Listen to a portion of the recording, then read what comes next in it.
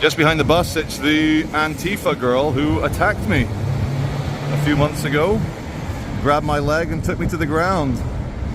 When Antifa get really angry, look at the state of that. Anyway, when they get really angry, they're very powerful. They go berserk. And the police were like, do you want to press charges? I was like, no. She looks like the type that would love and be full of glee at the thought of being charged with assault against that evil right-wing racist bigot Charlie Veitch. Anyway, welcome under this nice Piccadilly train station Victorian underpass. So I've got Poppy defending me against this evil swan. Watch this evil swan. Ow! Ow, you evil swan! Thank you, doggy, thank you. Welcome back to Manchester, everybody. It is Monday, the 9 to 5's worst day of the week. Behind me is a lot of British Transport Police, including armed police officers. And today we remember the 52 victims of the first and worst suicide attack in Britain. On July the 7th, exactly 20 years ago, in 2005, 4 British-born Luton. They were from the town of Luton, which funnily enough is where Tommy Robinson is from. 4 of them decided they hated humanity, people, God so much that they not only wanted to kill themselves, they also wanted to take out as many innocent civilians as possible. And they did it during rush hour for maximum carnage, maximum death, maximum destruction. To anyone who might be Buddhist, Hindu, Sikh, Christian, Jewish, to get so fired up on your own beliefs that you start wanting to maim and murder innocent people, creations of God. It's an idea so alien, so distant, so outside the realms of what you should or what your prophet or what your God would ever expect of you, that when we see people not only do this with glee, but say that they have a theological backing. It's the book.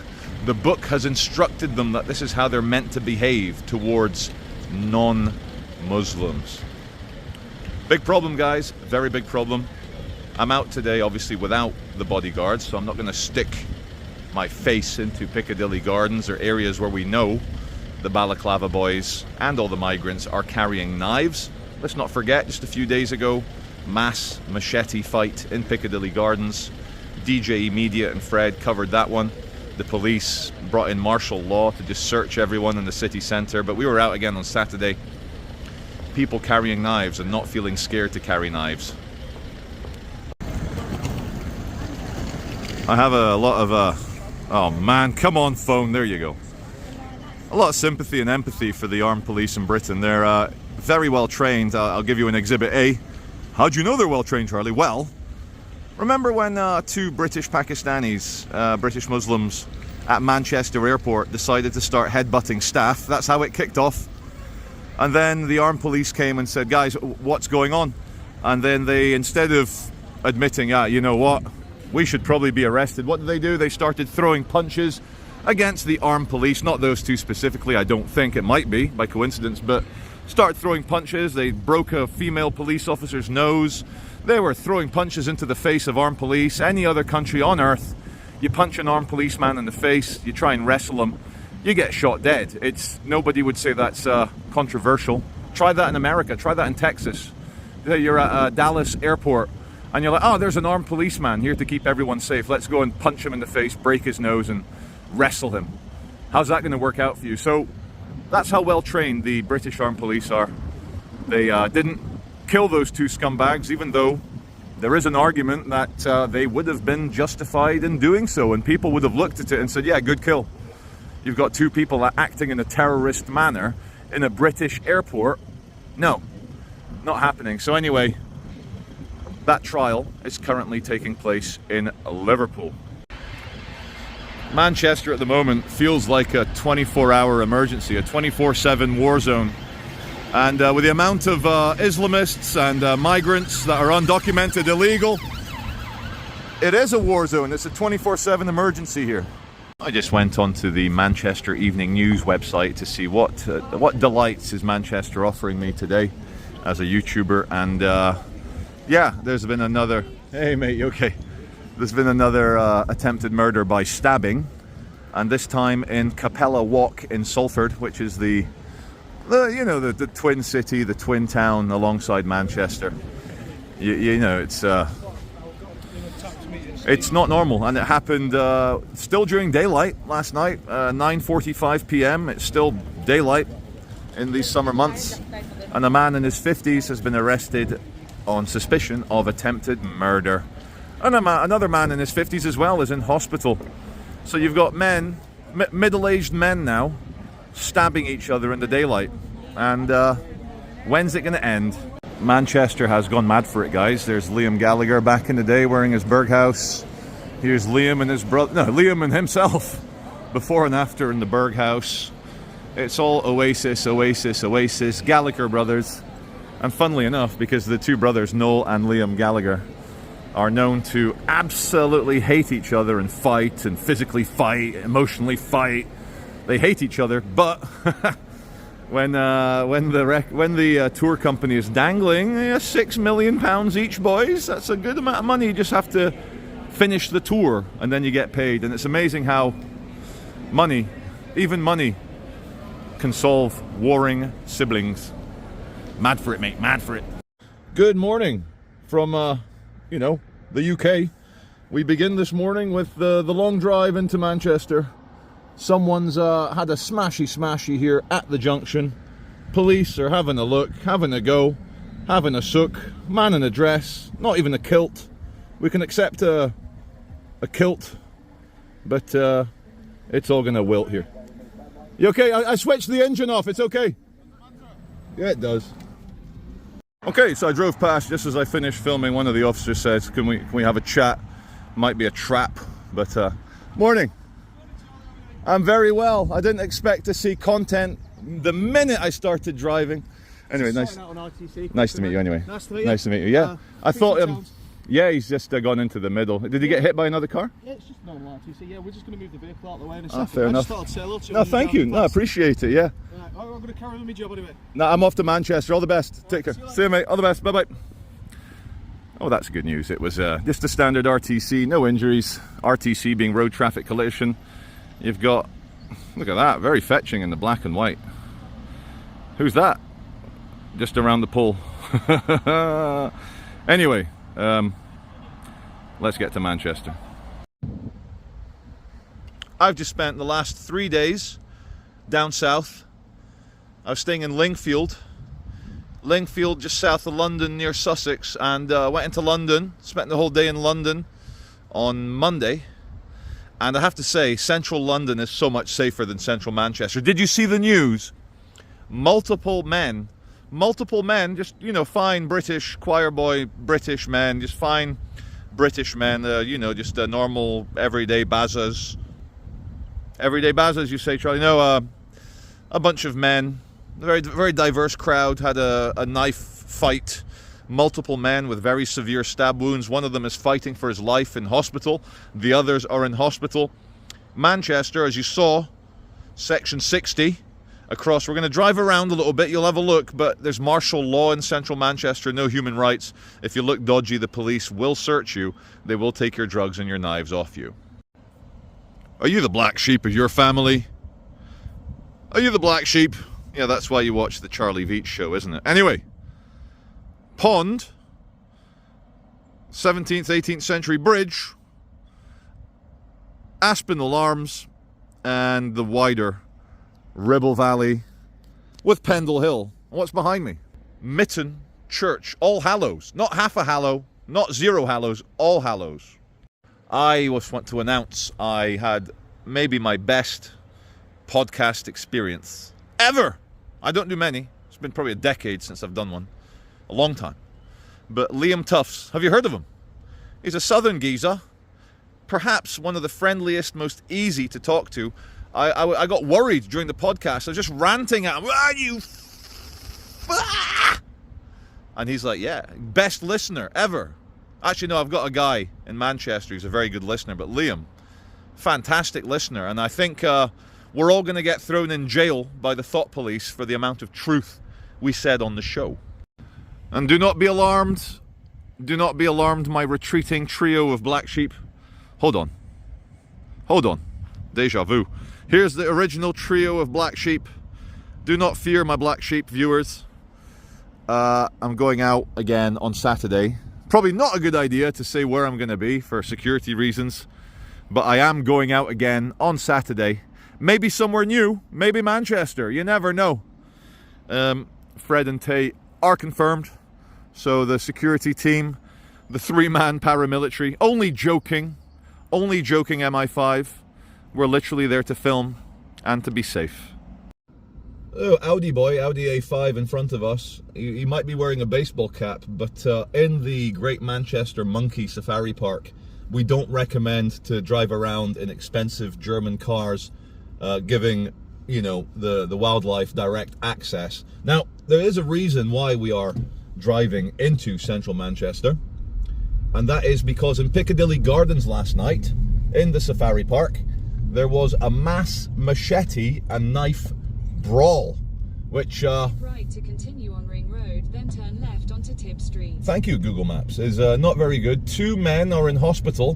One of them is in surgery. He has suffered extreme knife wounds, and excitingly, very excitingly, I don't dare get out of the car though. Let me just switch off Google Maps. We're here now in the northern quarter, the kind of hipster area. And excitingly, the police, Greater Manchester Police, have placed martial law onto the... Look at this bus traffic jam, Jesus! Martial law called a Section 60 order onto the entirety of central Manchester and Salford, meaning that human rights are suspended. The police can today walk up to anyone for any reason and search them. Now, as a firm believer in law and order, and also I want the Balaclava boy menace to be dealt with and for them all to be disarmed and thrown in jail, I fully support this slight militarized martial law for one day. But if you zoom in on the back of that bus there that says Oldham College, it's not too late. I'm afraid with all this, it's too little too late.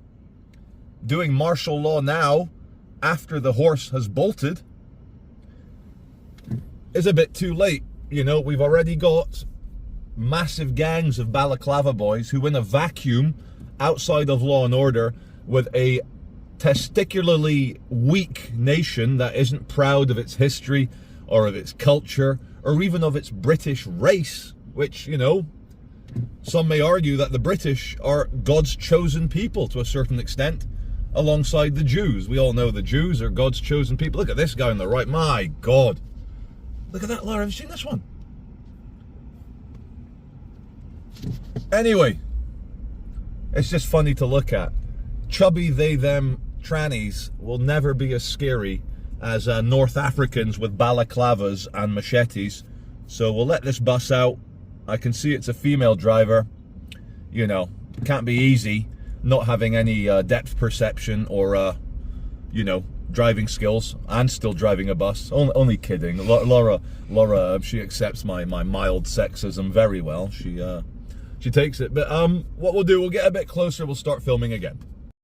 So we have a look here on the Google Maps where there's Stabchester, there's Cracky Gardens there, you can see. And all the roads around Cracky Gardens are shut down because I guess they need to find evidence of blood, machete, body parts, balaclavas full of DNA. And again, we've been at this exact spot for the last 6 or 7 minutes since Laura's last shot. And yeah, as you can see, Spider-Man on the back of that bus that says, well, kids, vitamin gummies for kids. Well, the kids are not all right, as the Offspring song goes. And I don't think even Spider-Man ejaculating web from his wrists in a true nod to puberty. Sorry, wrong meeting, guys. We're analysing DC and Marvel characters for their sexual Freudian shit later. But not even Spider-Man can save the kids in Piccadilly Gardens. Laura just getting some scenes of the amazing humanity that walks past. Please do not enter if you've got symptoms of COVID-19, racism, or homophobia. Laura, do you have any COVID, racism, or homophobia in you? No comment. No comment! She's definitely got the Chinese cough and sneeze. Alright guys, welcome to the infamous Curry Mile of Rusholme. It's a mile of Arabian and Southeast Asian, you know, Indian subcontinent, Pakistan, Bangladesh, that sort of thing. It's a whole mile that pretty much every single business, exactly Ralph, every single business, shop, restaurant is of an Islamic flavor. And come nightfall, it's also some of the most aggressive crackheads in all of Manchester roam these streets, of every race. Crackheads of brown people, black people, green people, white people, yellow people. They're all here. This is a multicultural crackhead zone. Now, would I come down here after dusk? No, not suicidal. But it's fascinating if you like, you know, modern Britain is very multicultural. But if you want to come into an area that feels fully conquered by Islamic forces, I can recommend to you the Curry Mile. Now, I've always associated curry with Indians, and I've always associated India with Hinduism. But down here, it's a very Islamic flavor. I'm not seeing any Ganesh, not seeing any Vishnu. I'm seeing a lot of Islam and Muhammad and mosques. How Victorian. Directly ahead of us, you've got the scrap metal collector. It's just like in Charles Dickens' times, driving around Manchester shouting, "Scrap metal, bring us your scrap metal." So you get a free house clearance. Look at that barbecue, baby gates, office chairs, radiators. You get a free house clearance. He gets his raw material, melts it down, puts a gold plate on it, sells it to someone as a gold bar or something. I don't know what they do, but they obviously make money off the scrap metal. Okay guys, welcome to Longite. We're on Princess Road. On the right is the extremely Afro-Caribbean community of Longite. It's also extremely shooty and stabby, and no one can figure out why. It's clearly something to do with socio-economic reasons of the residents and socio-economic reasons alone, and if you say otherwise, you are a dirty racist. Welcome to London, everyone. They do quite well with brick. Wouldn't you agree? We're on Sloan Gardens, just off Sloane Square. Hey, welcome to the London Traffic Chaos channel. Only joking, you're here with your host Charlie Veach on the Charles Veach YouTube channel. You got a broken down bus, you've got the Transport UK dealing with the bus, you've got the bin lorry trying to collect rubbish, you've got the traffic jam of buses going all the way down. But the best thing is the cement mixers. The cement mixers trying to reverse back onto the main road. It's all going on. London. London, London, London. The bastion of success and wonder. Now for a second I thought that was Palestine colours. It's only the United Arab Emirates. You got your drainage man, go on Carter. He's being watched by the traffic warden. Carter's got a few seconds here on the double yellows. Jeff Bezos' van here, the Mercedes van, he's immune. Yeah, that's Amazon. He's got married, don't you know, old Bezos, in Venice. So there you go. The BMW has failed to get sent back onto the main road because cement mixer alleyway. What's the street called? What's it called? It's called Shawfield Street, just off the King's Road in Chelsea. No chance for anyone. The Chelsea Potter, the European Glass Company, brings the big glass panels, almost setting up for a slapstick comedy joke where someone crashes into it, having failed to go down the cement mixer street. We can only dream. Hey, I'm shooting a video here. I'm walking here. Hey mate, you okay? Oh good. Recognized in London. I've truly made it. I'm walking here. And Glassman. Oh, man, I could watch the traffic. I could watch the. Oh, everyone's getting. Fuck you, says the guy. Fuck you. He's not going to get around that sign. That's that little sign over there. That's it. Oh, he's made it. No smashy glass for us today, guys. Goodness. Goodness. Realised it's the Zadig and Voltaire here on the King's Road. The glass panel along the side there is already smashed up. So, Glassman's going to cause more traffic chaos if that's where he's going to leave his van. Nice. London and Britain are healing. It is unfortunately be proud of where you stick your Pride Month, but instead of those psychedelic South African flags, we've got actual Union flags all the way down King's Road. Classic Corvette, the Stingray. Nice big V8 5-litre engine on that bad boy. Gotta love the Stingray. I'm just here at, at the race course. Just here at the race course down south near London, and just trying to enjoy myself, really. And then the bloody army turns up. They're parading, drilling. What the hell are they doing?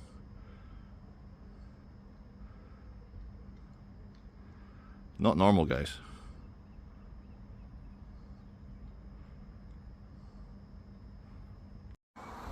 Big boy. I'm going to drink out of his arse.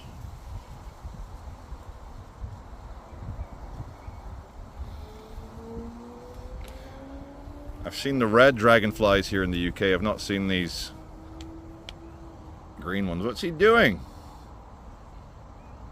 He's sucking up water with his arsehole. What the hell? Thirsty boy.